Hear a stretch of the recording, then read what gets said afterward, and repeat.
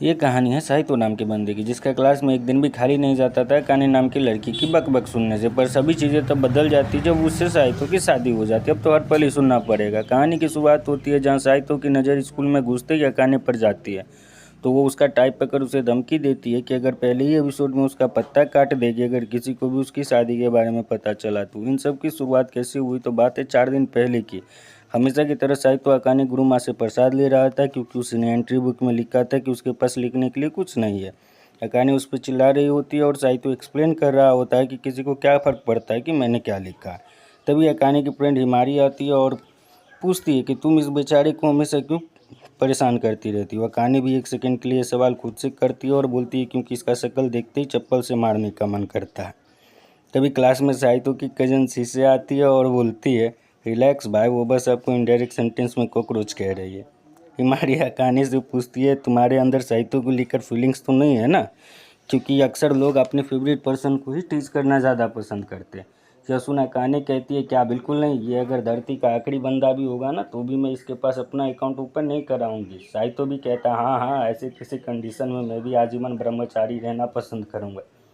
इतना बहसबाजी करने के बाद जब साहित्य घर को जा रहा होता है तभी साहित्य की दादाजी का कॉल आता है कि उसे एक डेट पे जाना है। साहित्य मना करता है और कहता है कि अभी उसे पढ़ाई करने घर जाना है। उसके दादाजी बोलते तुमको पता है ना, तुम मुझे मना नहीं कर सकते। तुरंत साहित्य के सामने एक ब्लैक कलर की लंबरगिनी आती है और उसके दादाजी के भेजे लोगों के साथ उसे जाना पड़ता है। साहित्य सोचता है कि अब तो मुझे इस सब की आदत हो गई है और बताता है कि कैसे उसके दादू की होजो कंपनी डूबने ही वाली थी, पर जिस उम्र में बूढ़े लोगों को डायपर पहनना सीखना चाहिए उस उम्र में यह बुढ़ा इस ग्लोबल कंपनी को हाईटेक कंपनी बनाकर चला रहा।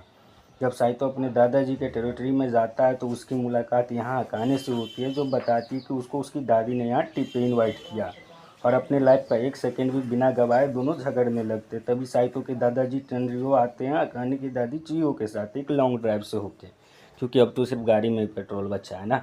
खैर सभी अंदर बैठते हैं और सभी सामने तरह तरह की डिशेज होती है, लेकिन अकाने सिर्फ साहित्य से झगड़ रही होती है और सिर्फ जूसी पी रही होती है और कहती है कि इसका शक्ल देखकर ही मेरी भूख मर गई है। साहित्य कहता है हाँ हाँ, मैं भी तुम्हें यहाँ देखकर कुछ ज़्यादा उत्सुक नहीं हूँ। उन्हें ऐसे झगड़ते देख ये दोनों लोग हंसने लगते हैं और चियो बोलती है ये दोनों लोग बिल्कुल हमारे जैसे हैं। साहित्य अपनी दादू से पूछता है कि आखिर हम लोग यहाँ क्यों इकट्ठा हुए हैं। टेंड्रू कहते हैं तुम दोनों शादी कर लो। जोसुन दोनों सदमे में जाते हुए कहते हैं कि जैसे आप बोल रहे हैं कि बेटा थोड़ा नमक या चीनी ऊपर से ले लो। टेंड्रियो बताते हैं कि कैसे वो और चियो साथ पढ़ते थे और तुम दोनों की तरह ही छोटी छोटी बातों पे झगड़ते थे। सभी देखकर यही कहते थे कि हम एक दूसरे को पसंद करते, पर हमारी नहीं बनने से एक दूसरे को प्रपोज नहीं किया और हम दोनों ने अलग अलग पर्सन से शादी कर ली। 10 साल बाद तुम्हारी दादी जलवसी और चियो के हस्बैंड भी अब इस दुनिया में नहीं है, पर हम फिर भी एक साथ बहुत खुश हैं। चियो यहाँ कहती है कि बस वो इस बात को लेकर सोचती रहती है कि उनकी लाइफ तब कितनी कमाल की होती है जब वो एक दूसरे से शादी करते, इसलिए ये अपने ग्रैंड चिल्ड्रन से ये करवाना चाहते हैं। अकाने ये सुन हाइपर हो जाती है और कहती है कि शादी उनके बीच होती है जो एक दूसरे को पसंद करते हैं। यहाँ साहित्य भी पहली बार अकाने का पक्ष लेता है और कहता है कि उन्हें यह फैसला मंजूर नहीं है। अचानक से टेंड्रू गली के कुत्ते को बुलाकर कहते हैं कि अगर तुमने मना किया साहित्य तो मेरी कंपनी का अगला वारिस या एंटरटेनमेंट होगा, जिससे तुम्हारी लाइफ में कोई एंटरटेनमेंट नहीं बचेगा। दूसरी तरफ चियो अकाने को बुला कान में कुछ कहती है जिससे सुन अकाने हाइपर हो जाती है। टेंड्रू इन्हें 3 दिन का मोहलत देता है और यह सभा यहीं समाप्त हो जाती है। घर जाते हुए अकाने पूछती है कि तुम क्या सोच रहे हो। साहित्य पूछता है वैसे तुम्हारी दादी ने तुम्हारे कान में क्या कहा था। ये सुन अकाने कहती है कि वो मैं तुम्हें नहीं बता सकती। सीन शिफ्ट होता है लेट नाइट को। अकाने हिमारी को कॉल करके पूछती है कि तुम क्या करोगी जब ज़बरदस्ती तुम्हारी शादी किसी और से करने को बोला जाए। तो हिमारी कहती है कि मैं तो अपना डिसीज़न खुद लूँगी, क्योंकि वो किसी और को पहले से ही पसंद करती हैं। अकाने ये सुन क्यूरियस हो जाती है जानने के लिए कि वो कौन है, पर हिमारी कहती है तुम ये सब क्यों पूछ रही हो, कहीं तुम्हें भी तो कोई पसंद नहीं आ गया ना। अकाने कहती है नहीं ऐसी बात नहीं है, पर एक ऐसा ज़रूर है जिसे मैं नापसंद ज़रूर करती हूँ। फिर हिमारी करती है क्या फ़र्क पड़ता है, तुम किसी से भी शादी कर लो, पर बिजली बिल आधा हो जाएगा और परिवार नियोजन भी तुम्हारे हाथ में होगा। यह सुन अकाने और पैनिक हो जाती है। दूसरी तरफ साइतो को सर पकड़ा देख साइतो के कजन से कारण पूछते। साइतो इतना बताता है कि उसके दादाजी ने उसके सामने एक शर्त रखी है जिसे पूरा न करने पे वो होजो कंपनी कुत्ते के नाम कर देंगे। शीशे पूछती है कि आप क्या चाहते हो, एक फ्री लाइफ या फिर होजो कंपनी। साइतो कहता है दोनों कैसा रहेगा। शीशे कहती है हमें सभी चाही हुई चीज़ें तो नहीं मिल सकती ना, हर कोई किसी न किसी बंधन में बंधा हुआ रहता है। कंपनी के बिना तो आप सड़क पे आ जाओगे, लेकिन मैं फिर भी आपका सपोर्ट करूंगी। लेकिन आपके भी कुछ गोल होंगे जिन्हें पूरा करने के लिए पैसे चाहिए, इसलिए होजो कंपनी चूज करना बेटर ऑप्शन रहेगा। अगले दिन साइतो अकाने से मिलकर बात करता है और सीन शिफ्ट होता है 3 दिन बाद, जहां दोनों अपने ग्रैंड पेरेंट्स को बताते हैं कि उन्होंने शादी करने का फैसला किया है। साइतो कहता है कि वो शादी का पेपर वर्क ग्रेजुएशन के बाद करेगा। टेंजिरो कहता है तुम क्या बकवास कर रहे हो, ये लो तुम्हारा मैरिज सर्टिफिकेट, तुम दोनों अभी से ही शादीशुदा हो। मैंने तुम्हारे लिए सेपरेट हाउस भी बुक करवा दिया है, तुम्हारा सामान भी वहाँ पहुँच चुका। फिर ये दोनों तेज बुड्ढे बुड्ढे उन्हें घर के बाहर छोड़ तेज़ी से निकल जाते हैं।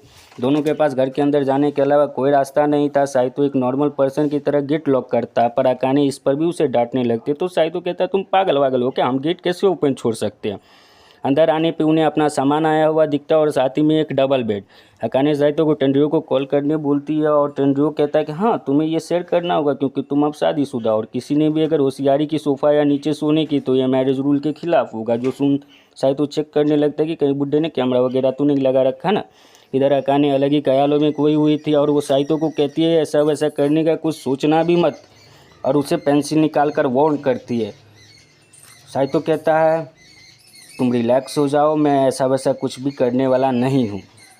ये कुछ देर बाद अकाने इंडिपेंडेंट वुमेन की तरह अपने सामान को ठिकाने लगा रही होती है कि सीढ़ियों पे उसका पैर फिसल जाता है और साइतो उसे संभाल लेता है। पर उसे गुस्सा आ जाता है जब अकाने इस पर भी उसे एक्सक्यूज सुनाने लगती है। तो साइतो कहता है कि मैं नहीं चाहता कि मुझ पर कातिल पति होने का आरोप लगे। कुछ देर बाद साइतो का ध्यान किचन में उसके दादाजी द्वारा रखे पिज्जे पे जाती है।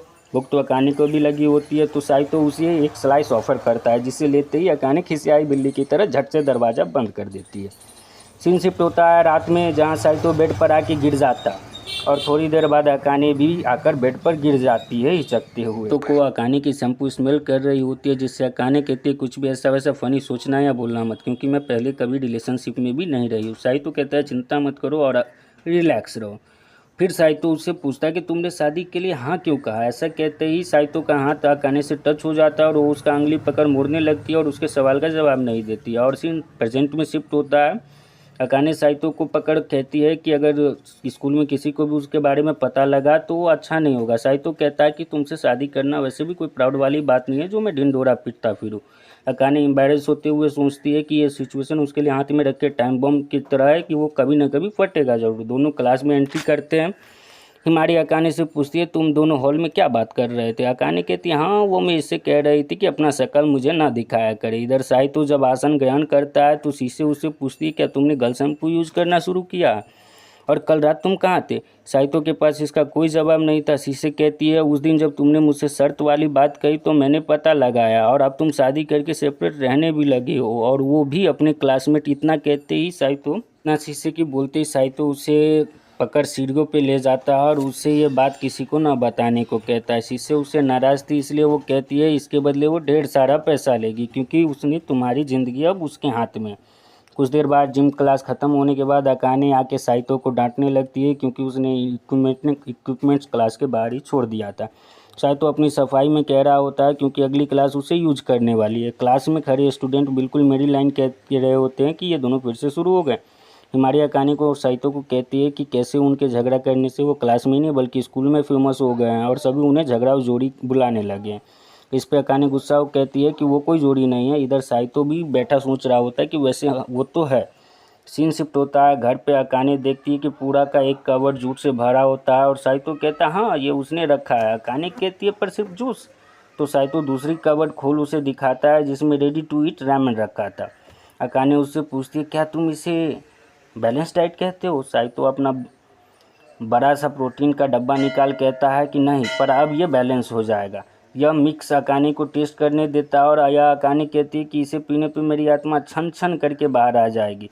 पर साइतो कहता है तुमने बैलेंस डाइट के बारे में पूछा था ना, अब तुम्हें बताना होगा ये कैसा है। अकाने कहती है रुको बेवकूफ़, मैं तुम्हें दिखाती हूँ कि टेस्ट करने के लिए कैसी चीज़ें बनाई जाती है।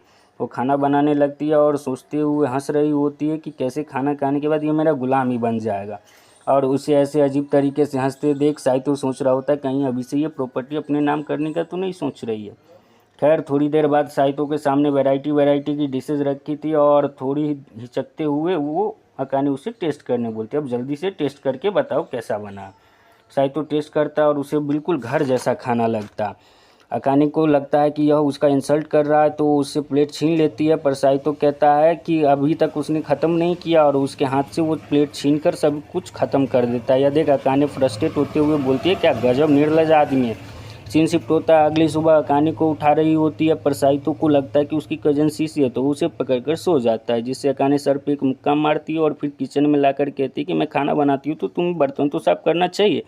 साइतो कहता है दिक्कत नहीं है, तुम नया निकालो, जब ढेर सारा हो जाएगा तो मैं एक साथ कर दूंगा। अकाने फिर कहती है टॉयलेट पेपर और टिश्यूज़ ये कब जाएंगे। साइतो कहता है कि वो तो महीने में एक बार साफ़ होता। ये सब सुन तो अकाने को चक्कर आने लगता है, क्योंकि वो एक साफ़ सफाई मेंटेन रखने वाली लड़की थी और दूसरी तरफ साइतो ऐसा इंसान है जिसे नहाना तो मिसलेनियस क्वेश्चन की तरह लगता है। सीन शिफ्ट होता है, शाम को साइतो सोचता है कि कैसे हम दोनों की सोच बिल्कुल अपोजिट है, ऐसे में क्या हम साथ में शांति से रह पाएंगे। घर आते हुए साइतो को रात को ज़ॉम्बीज गेम खेल रहा